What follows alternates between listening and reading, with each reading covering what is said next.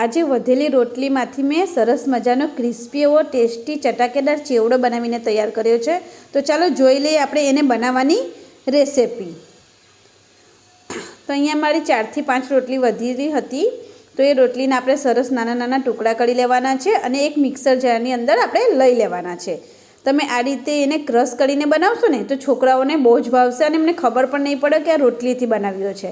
પણ આપણે છે ને હાથથી મસળીને બનાવીએ ને તો ટુકડા થોડા મોટા રહી જાય છે. તો છોકરાઓને જોઈને ખાવાનું મન નથી થતું કે આ રોટલી છે. પણ તમે આ રીતે ગ્રાઇન્ડ કરીને એને ક્રશ કરીને એનો ભૂકો તૈયાર કરી લેશો ને તો બહુ સરસ બનીને તૈયાર થશે. તો એકવાર તમે જરૂર ટ્રાય કરજો. આ રીતે મેં બધા જ રોટલીના ટુકડા ને મિક્સર ગ્રાઇન્ડમાં ક્રશ કરીને એનો ભૂકો બનાવીને તૈયાર કરી લીધું છે. આ રીતે સરસ ભૂકો એનો તૈયાર કરી લેવાનો છે. પછી એક જે પ્લેટમાં તમારે કાઢવું હોય એમાં કાઢી લેવાનો છે. પછી અહીંયા મેં એક પેન રાખી લીધું છે. એની અંદર મેં 2 થી 3 ચમચી જેટલું તેલ નાખ્યું છે. તેલ થોડું હળખું હોય ને તો બહુ સરસ ક્રિસ્પી બનીને તૈયાર થાય છે. હવે આપણે એની અંદર 1 ચમચી રાઈ નાખી દેવાની છે. પછી રાઈ આપણી સરસ મજાની ફૂટી જાય ને આ રીતે જો તમે જોઈ શકો છો કેટલી સરસ આપણી રાઈ ફૂટે છે. આ રીતે સરસ રાઈને બરાબર ફૂટવા દેવાની છે. પછી એની અંદર મેં 1 ચમચી તલ નાખી દીધા છે. બહુ સરસ લાગે છે ફ્રેન્ડ્સ, એકવાર તમે જરૂર ટ્રાય કરજો. આ રીતે 1 થી 2 ચમચી મેં અહીંયા તલ લઈ લીધા છે. પછી અડધી ચમચી મેં હળદર લઈ લીધી છે. હળદરને પણ આપણે અંદર જ એડ કરી દેવાની છે એટલે એનો કલર બહુ સરસ આવશે. આ રીતે આપણે પછી જે રોટલીનો ભૂકો તૈયાર કરી લીધો છે ને એ ભૂકો પણ અંદર એડ કરી દેવાનો છે. આ રીતે એડ કરી દેવાનું અને પછી આપણે સરસ એને બરાબર બધું મિક્સ કરી લેવાનું છે. તમે જોઈ શકો છો કઈ રીતે મેં મિક્સ કર્યું. આ રીતે બધું મિક્સ કરી લેવાનું છે અને પછી આપણે અંદર મીઠું એડ કરીશું. મીઠું સ્વાદ પ્રમાણે નાખશું કેમ કે આપણે રોટલીમાં પણ મીઠું એડ કર્યું હોય છે એટલે મીઠું એકદમ ઓછું જ લેવાનું છે. અને અડધી ચમચી જેટલી જ આપણે લાલ મરચું પાવડર લેવાનો છે. બહુ તીખું નથી બનાવવાનું. અને થોડું ગળચટું બનાવીશું આપણે એટલે છોકરાઓને છે ને ભાવશે. અને લંચ બોક્સમાં ભરશું ને તો છોકરાઓને બપોરે પણ બહુ ટેસ્ટી અને ક્રિસ્પી જ રહેશે.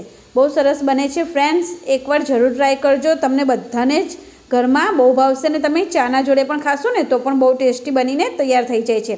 હવે અમે અહીંયા 2 થી 1 ચમચી દળેલી ખાંડ એડ કરી દીધી છે. થોડી વધારે એડ કરો ને તો પણ સરસ લાગે છે. પણ અહીંયા મેં 1 થી 1.5 ચમચી જેટલી એડ કરી હતી.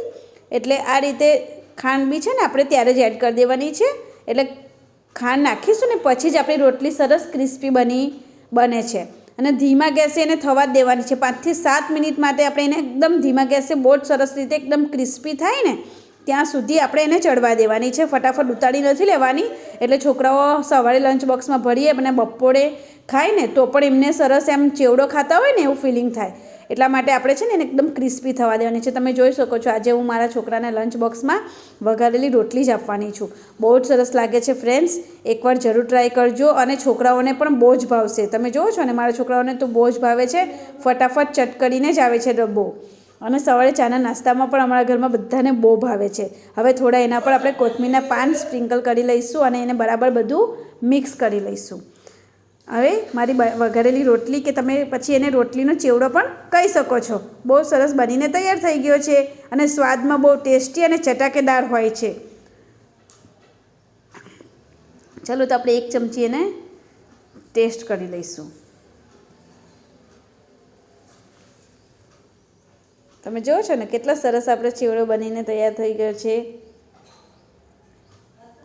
હવે જો તમને મારો વિડીયો ગમ્યો હોય તો મારા વિડીયોને લાઇક, શેર, કમેન્ટ અને મારી ચેનલને સબસ્ક્રાઈબ કરવાનું ના ભૂલતા. Thank you.